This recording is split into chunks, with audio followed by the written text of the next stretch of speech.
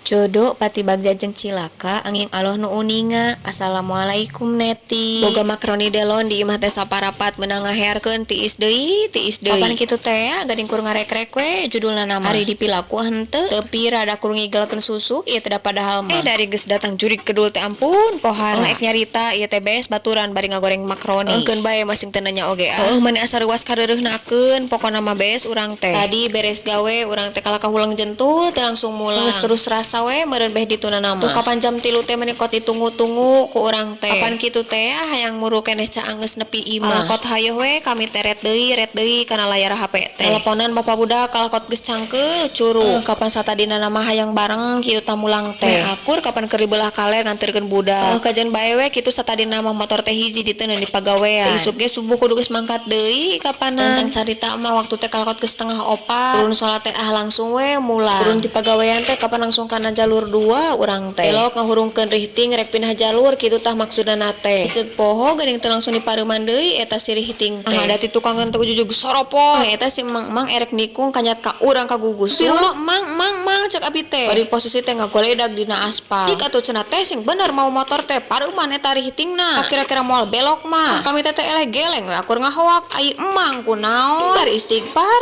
kahibut we manehanana teh ninggalian motorna. Bejat we buru-buru hudang deui ku sorangan kami teh. Da kata mah era ongko kami teh ari nyerina mah teu sabaraha. Kitu nu matak ngalenyap nama bees. Cek penerangan teh cenah urang nungtung teh kumaha kebiasaan urang. Ibadah meureun nungtungna teh keur ibadah. Sok boga lampah goreng meureun keur lampah goreng deui nungtungna teh. Kapan urang teh kur imah pagawean kitu sapopoe teh. Minta teh ka Allah teh mudah-mudahan we sing disaralametkeun. Yang dipaparin akhir anu hade.